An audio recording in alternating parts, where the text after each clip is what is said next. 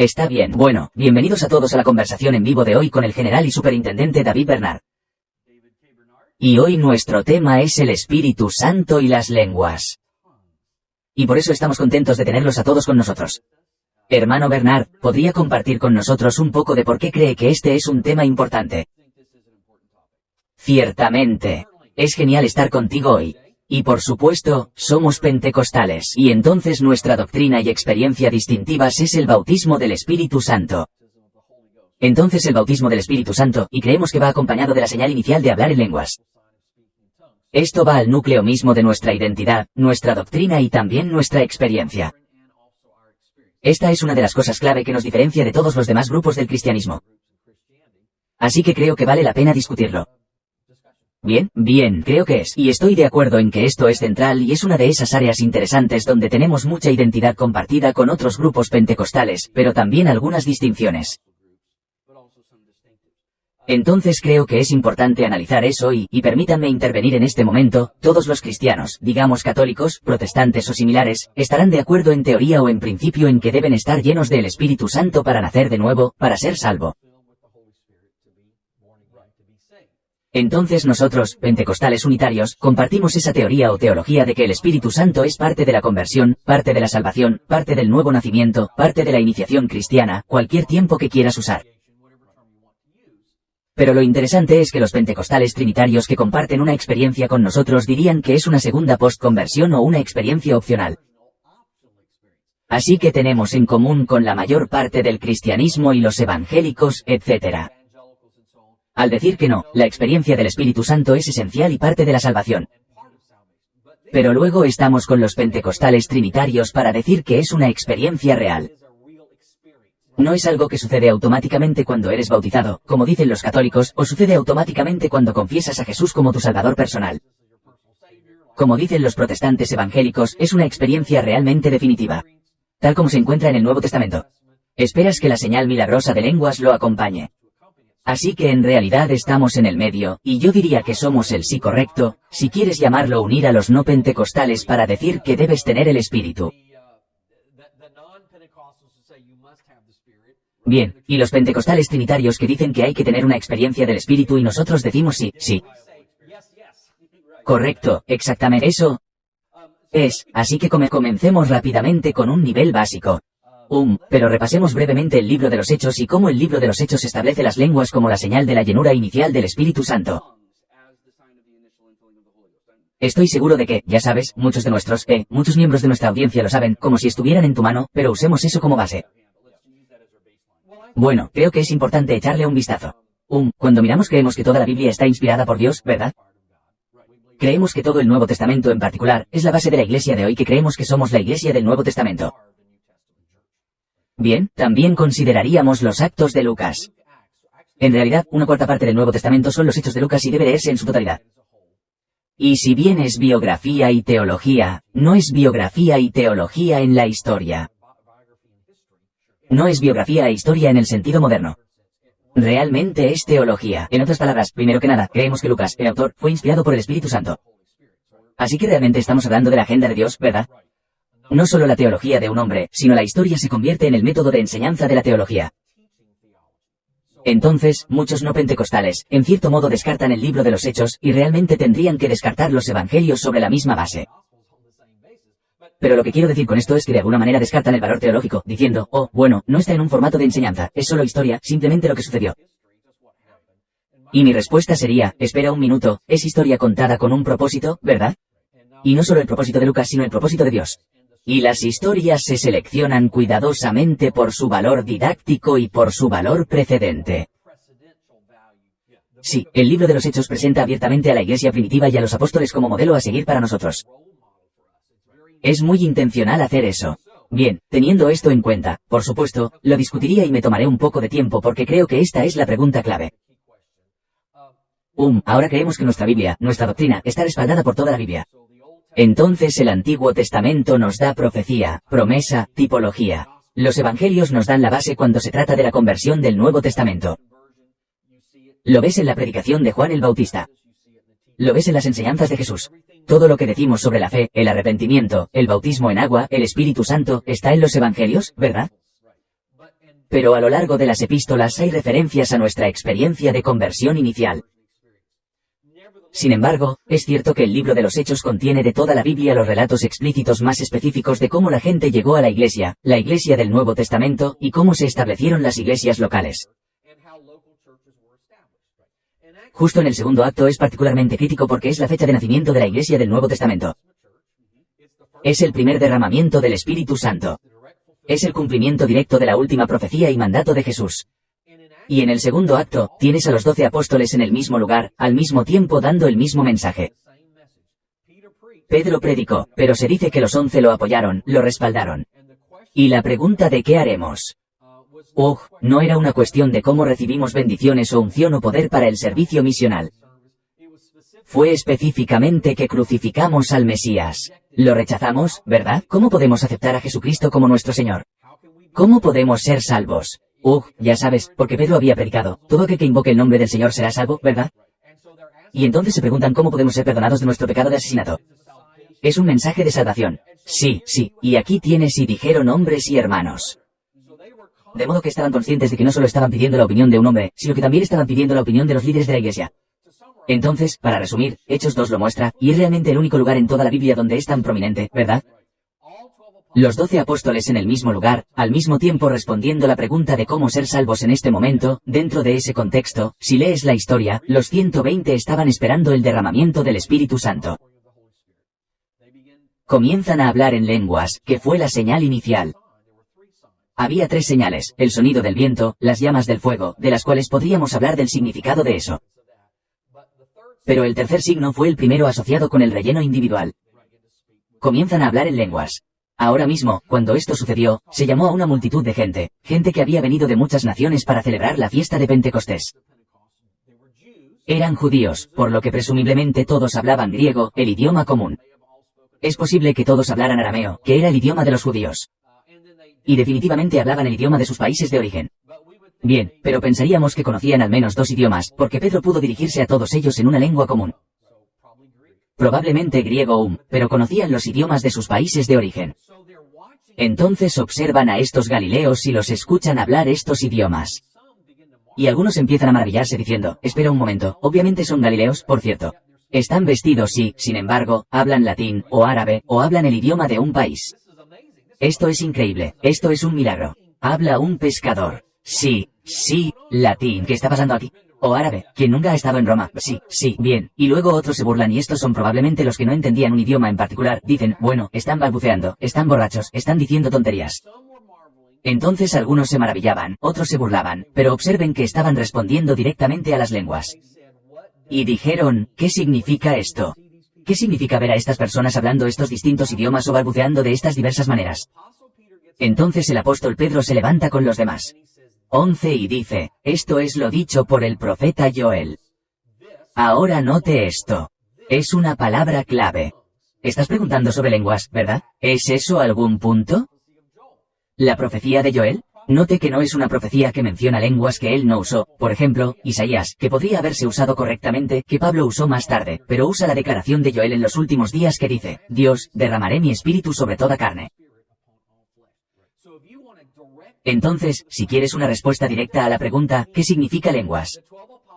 Los 12 apóstoles dicen que cuando ves a alguien hablando en lenguas, lo que eso significa es que ha recibido el Espíritu Santo como lo profetizó Joel.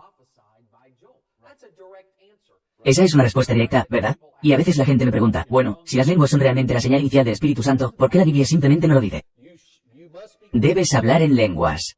Las lenguas son la señal inicial, sí, bueno, eso supone asumir una idea occidental de que toda la enseñanza debe realizarse en el formato del punto número 1. Punto número 2, lógica proposicional. Defino mis términos, establezco proposiciones y hago inferencias lógicas. Y esa es una manera válida. Es como me gusta, pero esa no es la única manera. De hecho, diría que en la mayoría de las culturas, incluida la actualidad, la mayor parte de la historia humana, la mayor parte de la Biblia, básicamente, esa no es la forma en que la gente aprende. La mayor parte del tiempo, la gente aprende contando historias, ¿verdad? Y la mayor parte de la Biblia es narrativa. El Antiguo Testamento, los Evangelios, el libro de los Hechos, las parábolas de Jesús.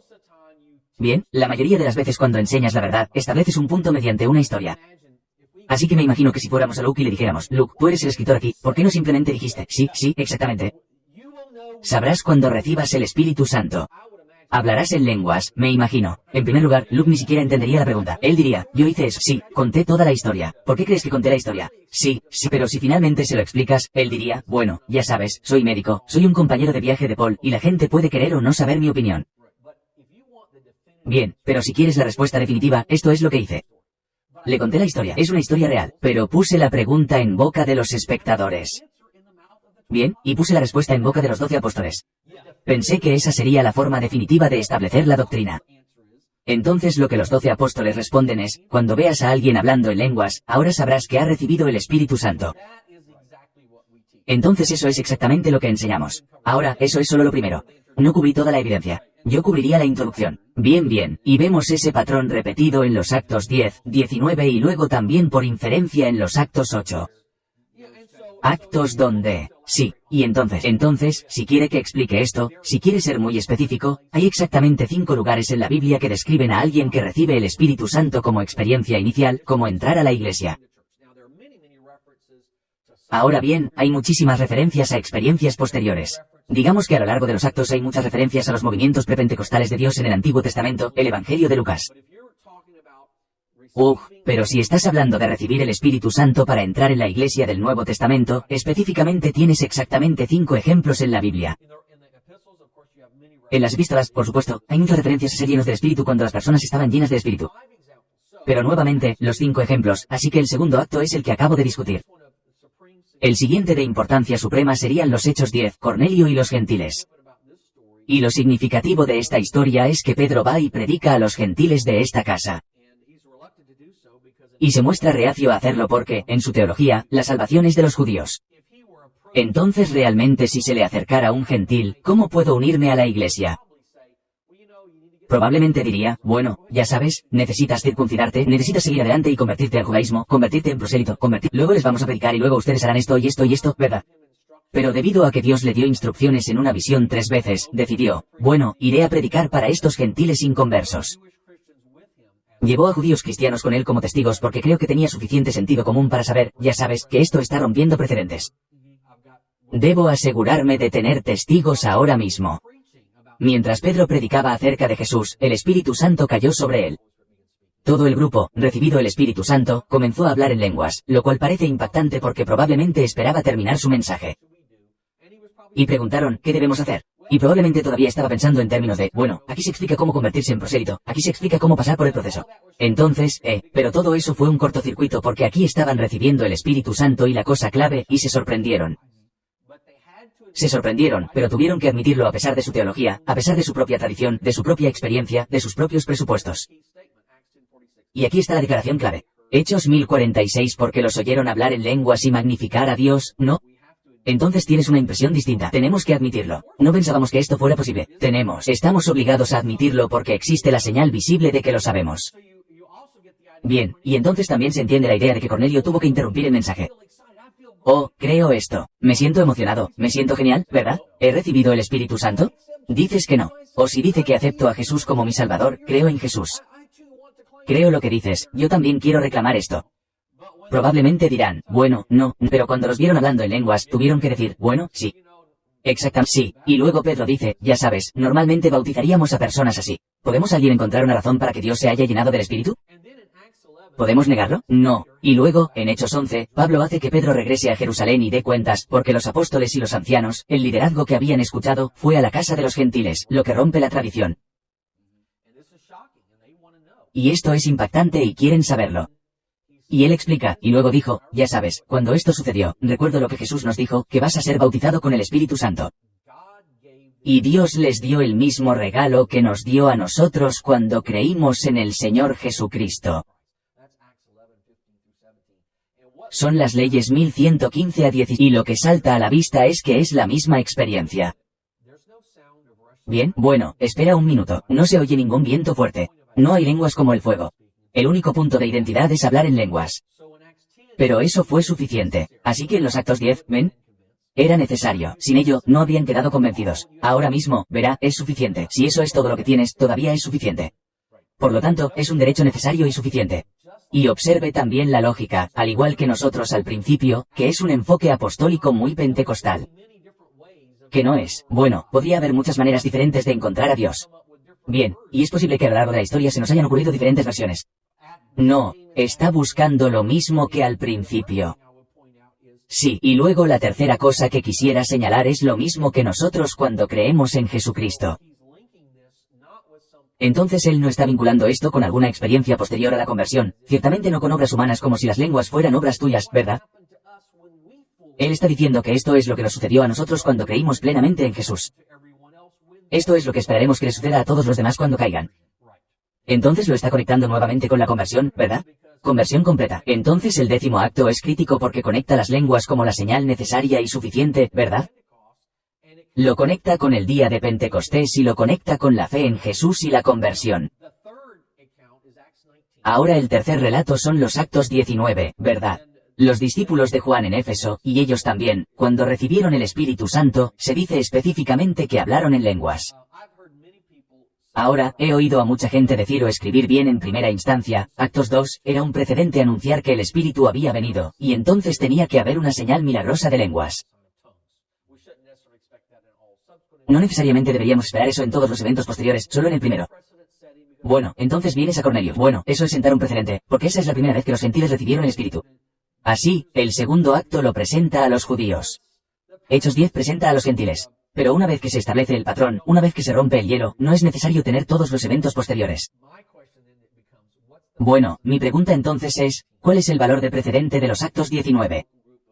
El valor precedente es que este grupo local de personas en Éfeso recibió el Espíritu Santo. Entonces, para mí, este es un gran precedente, porque lo que dice es que cada grupo local de creyentes, sin importar cuántos años después de Pentecostés, sin importar la distancia, deben tener la misma expectativa de vincularlos nuevamente. Entonces, ya sabes, la regla probatoria del Antiguo Testamento, que el Nuevo Testamento cita, en boca de 2 o 3 testigos. Y creo que Luke fue muy intencional al decir, tengo que darles al menos 2 casos clave y les daré un tercero por si acaso. Eso marca el patrón. Sí, he cumplido con los estándares probatorios, se han cumplido ahora mismo. Dije que eran 5, tienes 2 cuentas más, tienes los Actos 8, que hacen referencia a que los samaritanos recibieron el Espíritu, pero en realidad no lo describe. Sin embargo, sabemos que hubo una señal definitiva, ¿verdad? Y sabemos que si nos fijamos en los Actos 8, Felipe predicó a los samaritanos. Creyeron que estaban bautizados. Creo que podemos decir con seguridad que el arrepentimiento puede asumirse como una condición previa. Hubo una gran alegría. Hubo todo tipo de milagros, pero sabían que no habían recibido el Espíritu Santo. Bien, entonces esto contraviene toda la teología católica y protestante, porque los católicos dirán, bueno, si eres bautizado, estás lleno del Espíritu. Los protestantes dirán, si confiesas a Jesús, estás lleno del Espíritu. Entonces no, estamos hablando de algo diferente, ¿verdad? Es identificable. Y entonces la pregunta es, ¿cómo saben que no ha sucedido todavía? ¿Cómo pueden ser tan positivos? No, no ha recibido el Espíritu. Bien, y entonces Pedro y Juan vinieron a investigar. Les impusieron las manos. Y la Biblia dice que en el momento en que impusieron las manos recibieron el Espíritu. Entonces nuevamente, debe haber habido una señal, porque de lo contrario, ¿cómo podría ser tan definitivo que un minuto antes de que sepamos que no ha recibido el Espíritu? Sí, ¿tú crees? Sí, arrepentir, sí, ¿has sido bautizado? Sí, tienes alegría, sí, estás testificando que Dios está obrando, pero sabemos que no lo ha recibido en el próximo minuto. Oh, sabemos que has recibido esto, ¿verdad? Y es solo porque se impusieron las manos, eso no parece encajar en el contexto. Y aquí está el tercer punto. Sabemos que no es solo la imposición automática de manos porque Simón, un hechicero que estaba haciendo espectáculos de magia, vio eso. Y él dijo, quiero comprar la capacidad de hacer lo que acabas de hacer. Cuando impongo manos sobre personas, quiero que tengan la misma manifestación. Ahora bien, ¿qué estaba comprando? La gente decía, ¿siento alegría? Acepto a Jesús como mi salvador personal. Difícilmente querrás pagar dinero. Ella había sido testigo de eso. Sí, y no vale la pena decir, hola amigos, les voy a hacer un espectáculo increíble. Ponte de pie aquí, voy a ponerle las manos a esta persona, mira lo que pasa. Acepto a Jesús, ¿verdad? Sí, no es realmente espectacular. ¿Vio algo? ¿Verdad? Entonces hay 3 razones por las que sabemos que hubo un milagro definitivo. Sabían que no habían recibido el Espíritu porque lo estaban esperando. Supieron el momento en que recibieron el Espíritu. Y Simón quería comprar el poder para manifestarse. Ahora mismo, aunque no está dicho, el único milagro que ya hemos visto son las lenguas. Así que incluso un número de eruditos no pentecostales dirán que queda bastante claro cuando se reúne la evidencia. Bien, realmente no hay nada más que encaje excepto que hablaron en lenguas. La quinta declaración es el acto 9 que no tiene descripción. Todo lo que dice es que Pablo sería lleno del Espíritu, pero ni siquiera llega a terminar la historia. Bien, Ananías iba a imponerle las manos para que recibiera el Espíritu. Solo nos queda asumir. Bueno, seguramente eso pasó y por supuesto, por confesión del propio Pablo, doy gracias a mi Dios. Hablo en lenguas más que todos vosotros. 1 Corintios 1418. Bien, y hablaba en lenguas por el Espíritu. ¿Cuándo empezó? Yo diría, cuando recibió el Espíritu. Bien, incluso si alguien dijera, bueno, todavía es posterior, tienes los 5 casos.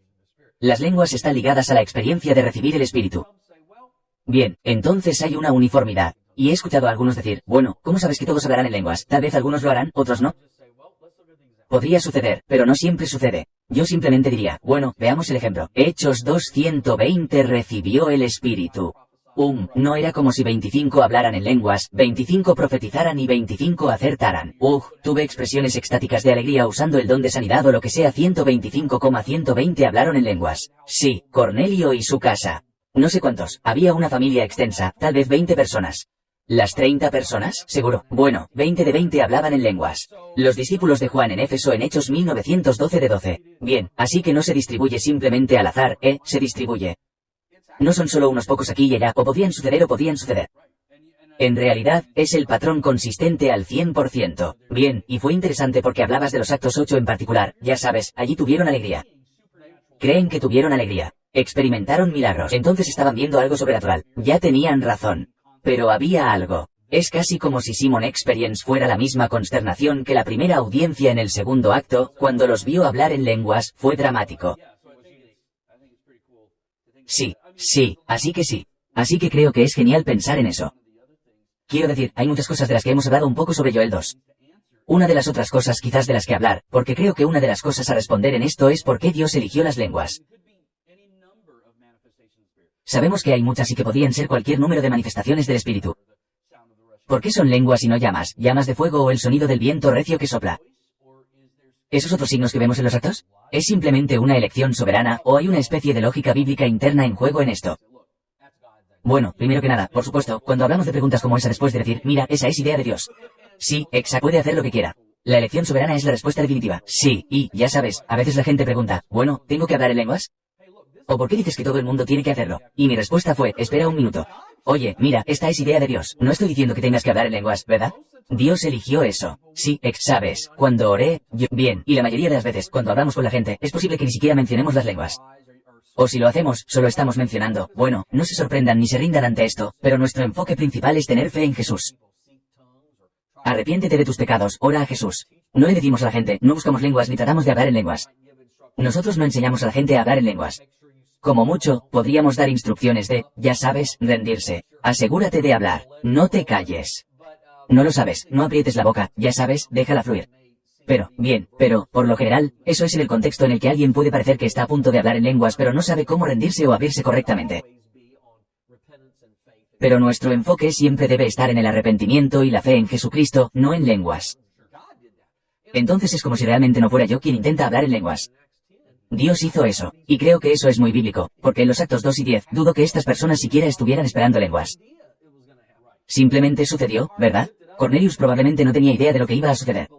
Bien, pero cuando su corazón se levantó y tuvo fe y lo comprendió y lo creyó, boom, empezó a suceder. Entonces mi respuesta, primero que nada, es, bueno, mira, esa es idea de Dios. Para que pueda hacer lo que quiera, pero Dios es un Dios de orden y diseño. Entonces veo 2 puntos muy destacados aquí, o tal vez 3. Pero la primera es que hay que recordar la Torre de Babel, donde las lenguas se convirtieron en un signo de desunión, dispersando a la nación para que no cumpliera su propio propósito humano en lenguas en el día de Pentecostés. Y al hablar en lenguas, se ve un cambio en el que Dios está reuniendo a personas de todas las naciones nuevamente en un solo cuerpo. Ahora están unificados. Ahora pueden lograr su propósito porque se someten a Dios. Bien, entonces veo un poderoso simbolismo bíblico y una tipología de reversión de la maldición de Babel, de la desunión a la unidad, de la voluntad del hombre a la voluntad de Dios. Personas dispersas a personas unidas justo bajo Dios. Entonces ese es el número 1. Número 2, miro a Santiago 3, que habla de que la lengua es el miembro más rebelde del cuerpo. Puedes controlar todo en tu cuerpo más fácilmente que tu lengua. Bien, entonces, ¿no es interesante pensar que cuando Dios llena a una persona, Él es el símbolo? Lo último en irse, lo último en rendirse. Y entonces Él puede usar tu lengua, no contra tu voluntad. No es como si estuvieras poseído o forzado, sino que te sometes voluntariamente. Y piensa en eso antes de decir algo, piensa en ello conscientemente. Entonces, cuando hablas en lenguas, estás entregando tu control cognitivo consciente, que es la esencia del ser humano, a Dios. Le estás entregando eso, ¿verdad? Así que no es solo tu órgano físico, tu lengua, sino también tu intelecto, tu emoción, tu ser más interno, tu voluntad, todo lo que es humano en ti, tu entrega a Dios. Y ahora está usando el último miembro para capitular tu lengua. Así que creo que es un símbolo sorprendente en ese sentido. Y luego, en tercer lugar, se podrían pensar en muchas señales del espíritu moviéndose sobre las personas. Entonces el sonido del viento y las llamas del fuego significaban que la presencia de Dios había llegado a la habitación y la presencia de Dios había venido específicamente para cada persona. Entonces creo que en la experiencia inicial de Pentecostés, cuando vino el viento, todos se dieron cuenta, oh, ahora está aquí. La promesa está ahora aquí, justo cuando la lengua se posó en cada uno de ellos. Creo que se dieron cuenta porque quizás no lo sabían antes. Esta no es solo una experiencia corporativa, esta es una experiencia individual que cada persona debe creer. Pero esos son signos externos, y podemos tener muchas señales. Incluso hoy, cuando la presencia de Dios se mueve en una habitación o en una persona, es posible que tiemblen, que lloren, que se rían. Ya sabes, pueden temblar, ya sabes. Pero todos estos son externos, ¿verdad? Pero cuando hablas en lenguas, estás hablando de adentro hacia afuera. Entonces la indicación es que Dios ha fijado su residencia. Bien, y observe también que este letrero funciona para todas las culturas, todos los idiomas, todas las razas. ¿Qué otro cartel podrías diseñar? Porque hay muchas cosas que podrían ser simbólicas en la cultura estadounidense, pero que tienen exactamente el significado opuesto o no tienen ningún significado en otra cultura. Es difícil pensar en un signo universal. Creo que sé que nosotros pensamos eso. Pero si hago esto, ¿qué significa para ti? Podría significar adiós, pero en coreano significa ven aquí. Entonces, incluso la mayoría de las veces, si hago esto bien, eso significa que sí, probablemente para ti. Pero para un búlgaro significa no. O si hago esto bien, eso significa que sí. Entonces incluso lo que consideramos los signos más obvios, cierto, no se traducen universalmente. Pero cuando alguien habla en lenguas, sin importar cuál sea su idioma, es una señal que puede ser reconocida en todas las culturas del mundo. Entonces, así que creo que hay varias buenas razones que tienen sentido. Pero, por supuesto, Dios es quien hizo eso. Sí, así que estamos, ya sabes, persiguiendo su lógica en ese sentido. Ahora, quiero profundizar un poco más en esto porque creo que hay un tipo interesante de discusión que se ha desarrollado, la idea de hacer una distinción entre hablar sobre lenguas como evidencia inicial de la llenura del espíritu versus hablar sobre las lenguas como señal de la llenura del espíritu. Ahora, en mi experiencia al crecer en una iglesia de la UPC, esos términos probablemente se usaron indistintamente. Sí, pero ha habido una discusión reciente. Frank Macchia es un nombre que me viene a la mente. Es el teólogo de las Asambleas de Dios el que ha hablado más sobre la importancia de hablar en lenguas como una señal de que tal vez la evidencia sea un giro demasiado moderno. Sí, entonces, ¿cómo interactuamos? Estoy de acuerdo con eso.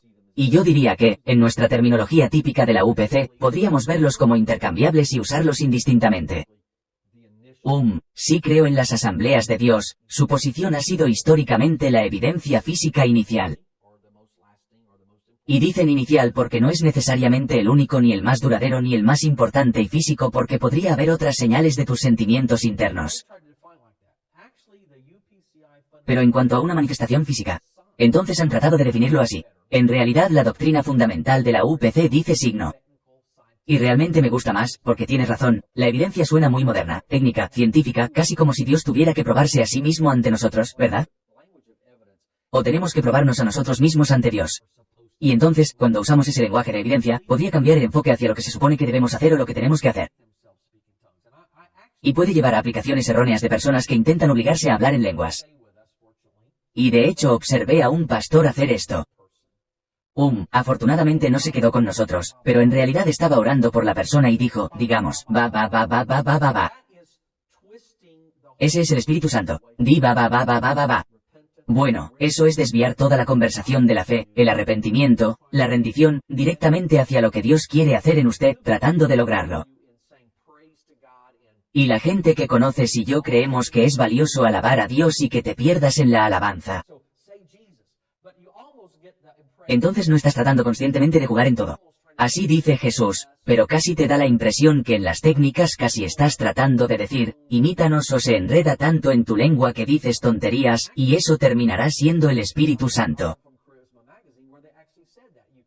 Y de hecho, en el movimiento carismático, tengo un artículo de la revista Carisma donde dicen que dices palabras sin sentido porque eso te ayuda a aclarar tu mente y entonces Dios puede comenzar a hablar a través de ti.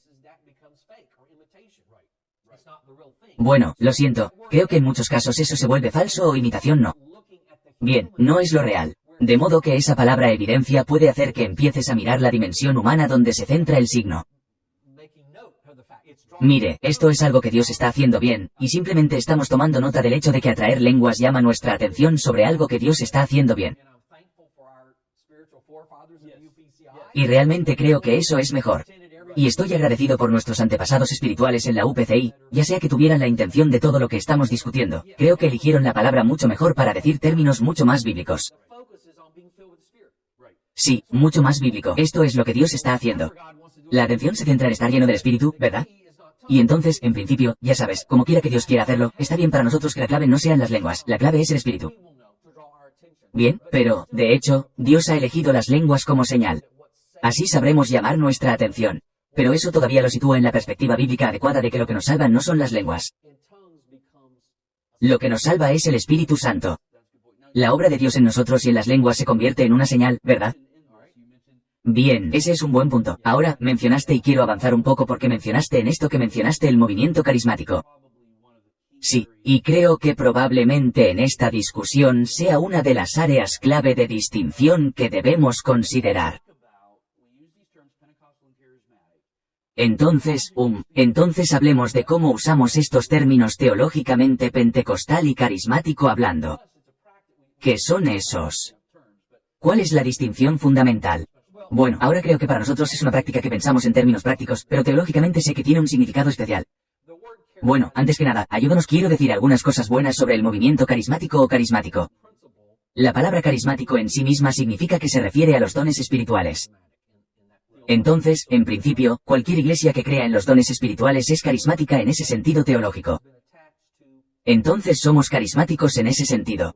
Históricamente, Terme ha estado vinculada a personas de diversas denominaciones, la Iglesia Católica Romana y las principales iglesias cristianas, generalmente en los años 50 y 60. Algunos de ellos comenzaron a recibir el Espíritu Santo, a hablar en lenguas. Y fue básicamente por el testimonio de los pentecostales clásicos. Pero lo que sucedió fue diferente en los años 60, en lugar de abandonar sus denominaciones, la mayoría de ellos se quedaron dentro de sus denominaciones. Entonces eso fue lo primero.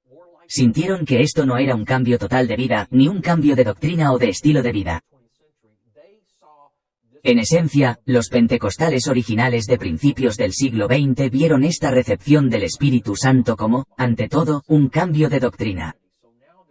Así que están dejando atrás sus viejas denominaciones, sus viejas doctrinas. En segundo lugar, es un cambio de identidad. Así que ahora están buscando un nuevo estilo de vida pentecostal, de vida milagrosa y de santidad. Y entonces es una ruptura muy clara, ¿verdad? Doctrinalmente y experiencialmente u organizativamente, también organizativamente.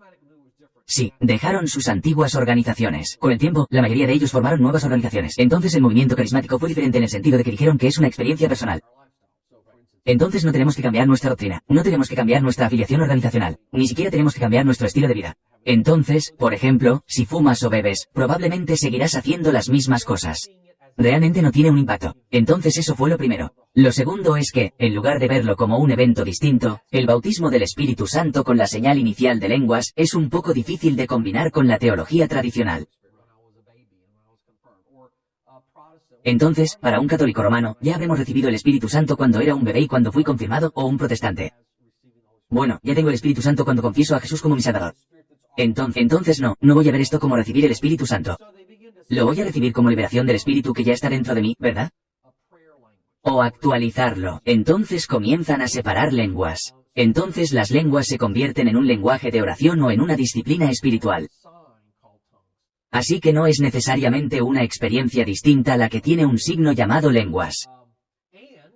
Es como si se estuviera transformando en un lenguaje de oración. Y muchos de ellos dirían que al recibir el Espíritu Santo, no necesariamente se habla en lenguas, ¿verdad? No son lo mismo. Bien, entonces ya puedes tener el Espíritu y no hablar en lenguas. Y las lenguas entonces se convierten en un lenguaje de oración que estará en tu vida cristiana posterior, ¿verdad?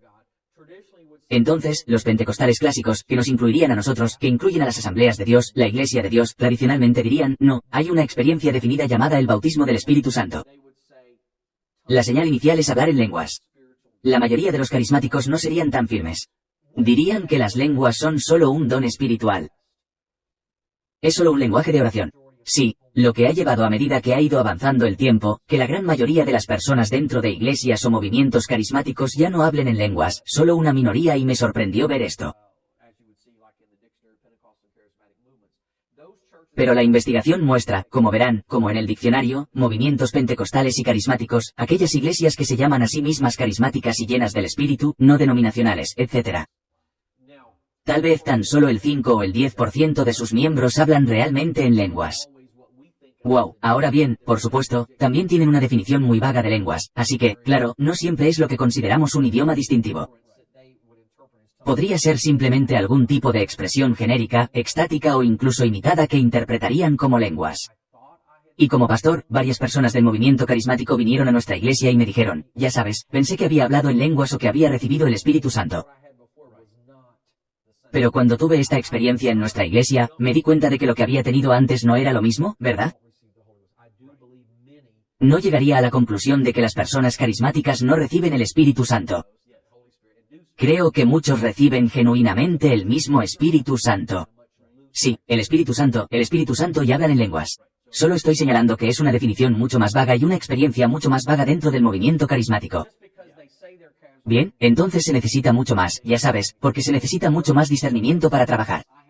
Solo porque dicen que son carismáticos no significa que tengan la misma experiencia, o simplemente porque dicen, sí, tengo el Espíritu Santo, ¿verdad?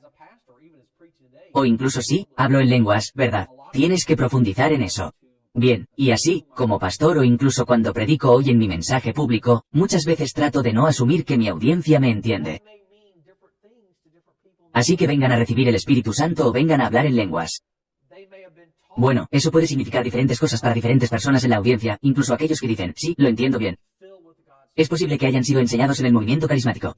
Entonces trato de dar más detalles. Saben, serán llenos del Espíritu de Dios.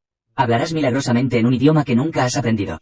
Bien, entonces, teológicamente para nosotros, y creo y te he escuchado hablar sobre esto y otros también, hay una diferencia en la doctrina apostólica entre hablar sobre el don del Espíritu Santo, y especialmente en 1 Corintios 12 al 14, el don de lenguas.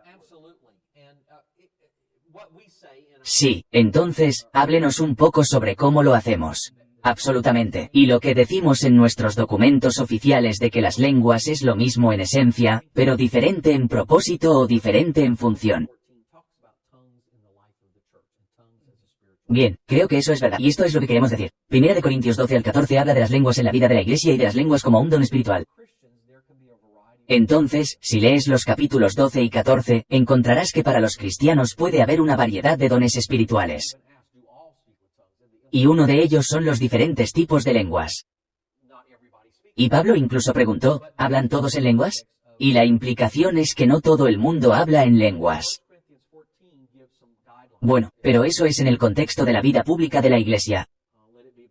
Entonces, 1 Corintios 14 da algunas pautas. Si alguien habla en lenguas en un culto público, que sean más de 2 o 3. Oren por la interpretación. Si no hay interpretación, entonces, ya sabes, guarda silencio, habla contigo mismo y habla con Dios. Pero también en 1 Corintios 14, Pablo dice, doy gracias a mi Dios. Hablo en lenguas más que todos vosotros. Canto con el espíritu, canto con el entendimiento, oro con el espíritu, oro con el entendimiento. Por eso hablo en lenguas en su vida personal de oración. Y como acabo de mencionar, dijo, si das un mensaje público en lenguas, oras por la interpretación. ¿No hay interpretación? Pueden guardar silencio en cuanto al culto público, la atención pública, llamar la atención de toda la congregación.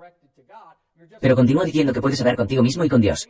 Entonces él dice, todavía puedes hablar en lenguas para tu propio beneficio y dirigido a Dios. Simplemente no estás llamando la atención de toda la congregación.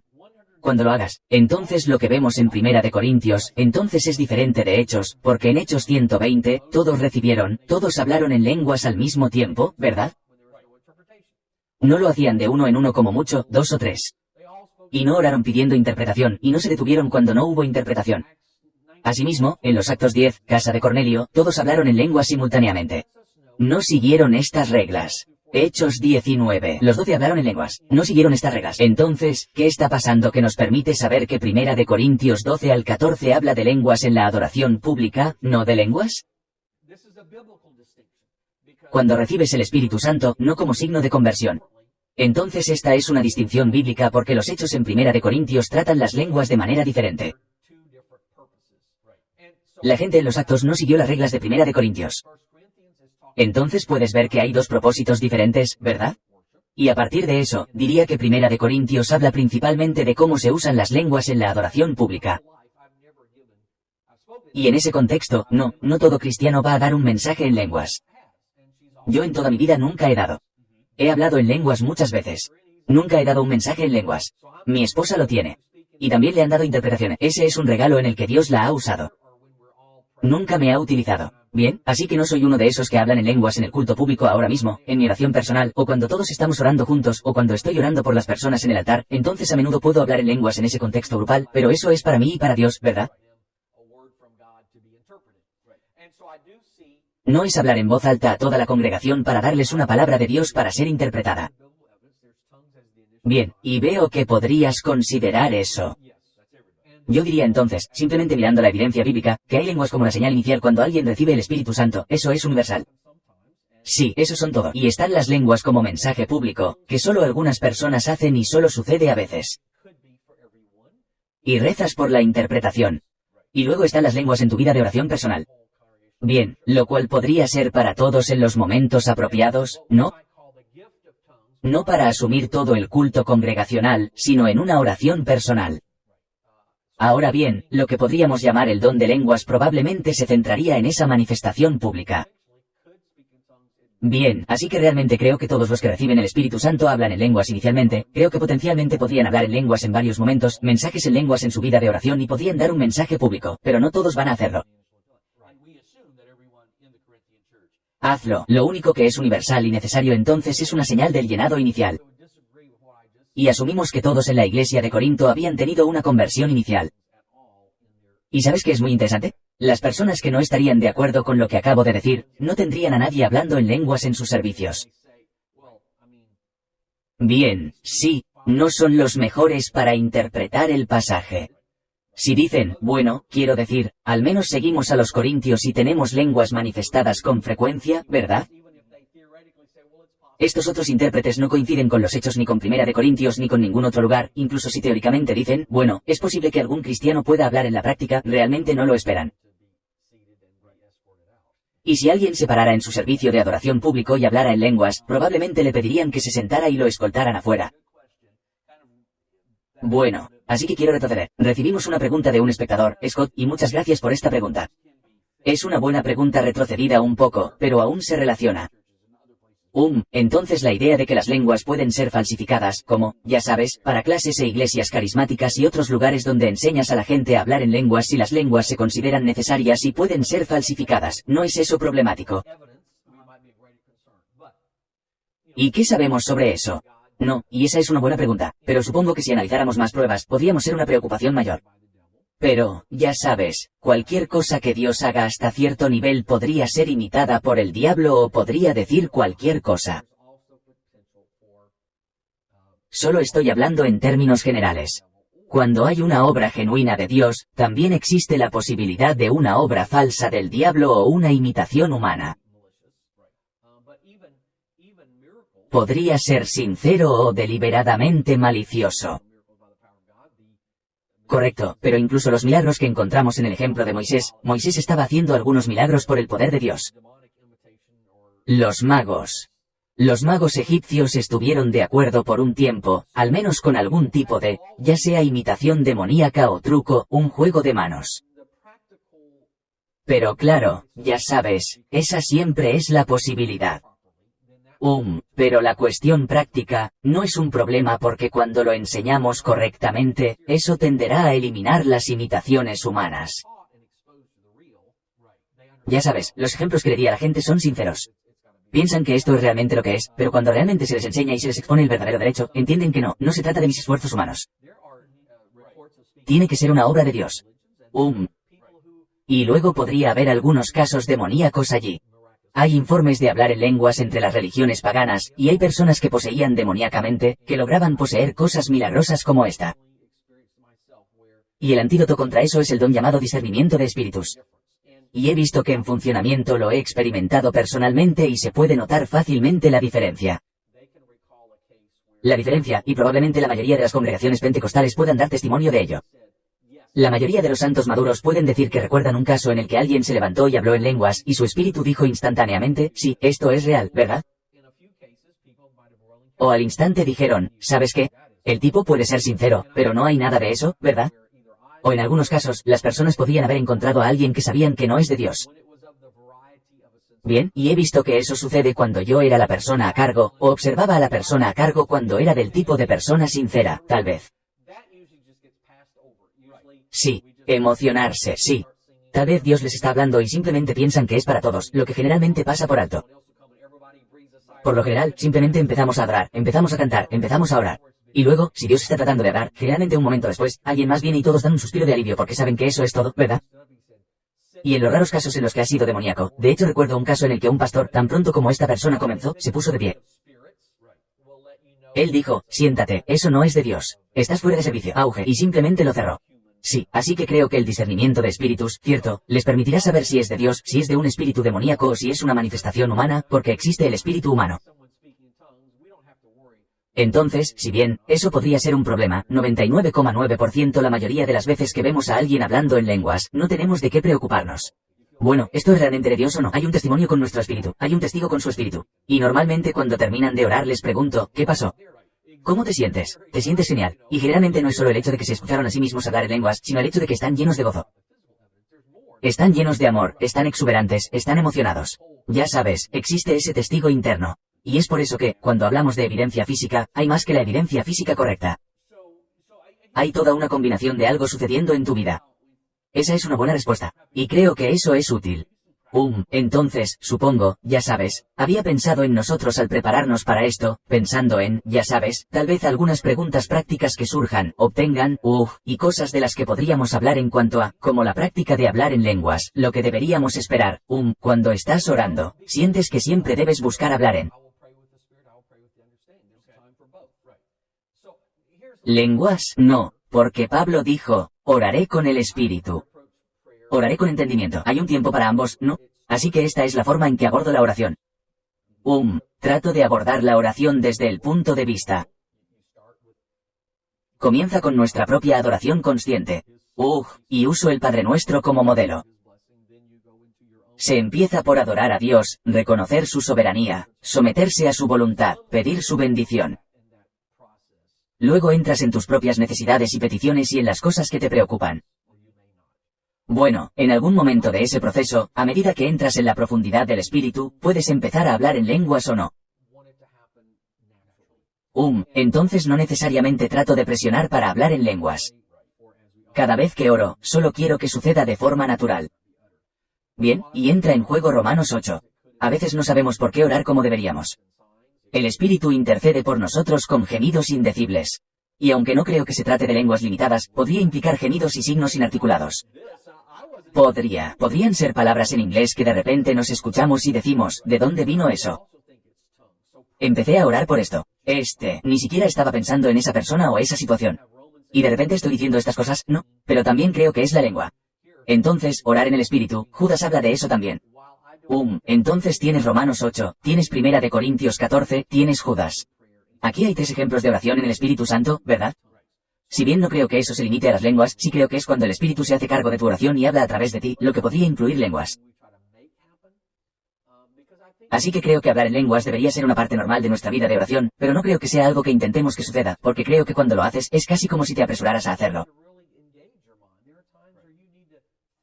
Bien. Y no deberías pasar por alto. Hay momentos en los que necesitas concentrar realmente tu mente. Hay momentos en los que necesitas pensar detenidamente porque la oración realmente no cambia a Dios. Nos cambia, quiero decir, no oramos para que Dios haga algo que no quiere hacer, ¿verdad? Obtenemos a Dios. Oramos para alinearnos con Dios. Por eso, a veces necesitamos pensar, meditar, articular y revisar. Bien, ya sabes, escuchándonos a nosotros mismos, es necesario que exista ese compromiso.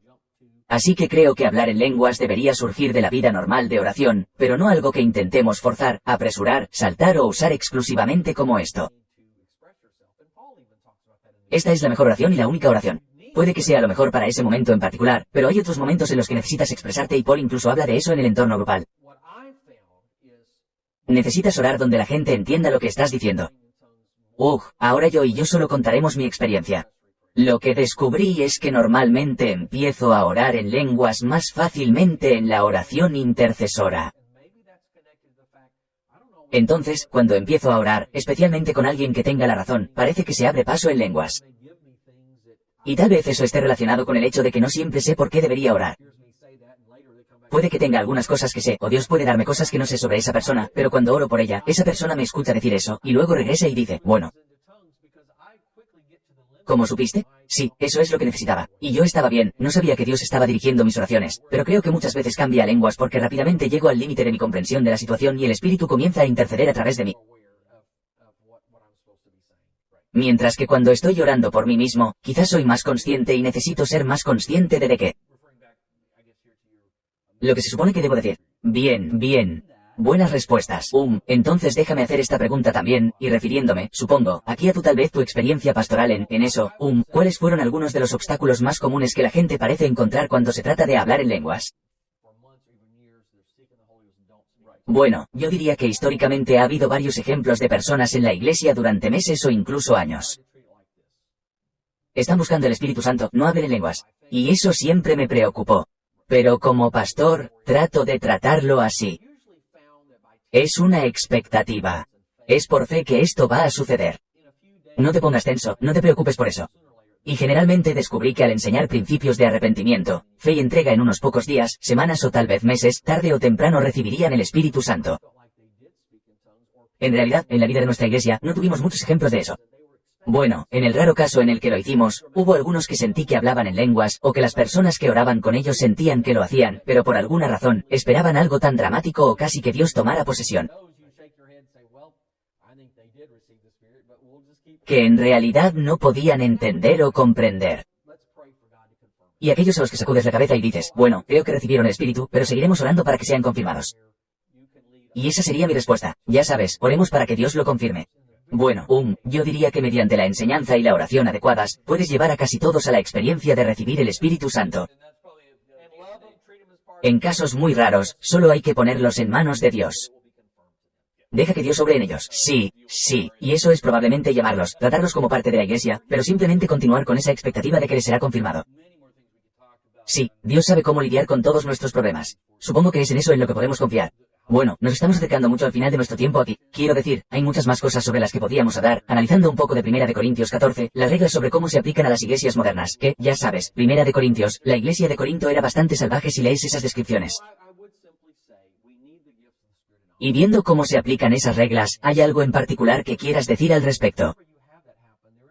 Bueno, simplemente diría que necesitamos los dones del Espíritu en operación en nuestra iglesia. Y así queda espacio para un poco. Y cuando eso sucede, siempre hay un pequeño espacio para hacer algo correcto, algo carnal. Pero supongo que es mejor tener un poco de salvajismo que no tener ninguna obra de Dios. Completamente sí, y ahora en nuestras iglesias principales, iglesias grandes, el servicio dominical por la mañana puede ser relativamente raro en el sentido de que hay tanta gente y demás, por lo que en los grupos más pequeños puede haber más manifestaciones.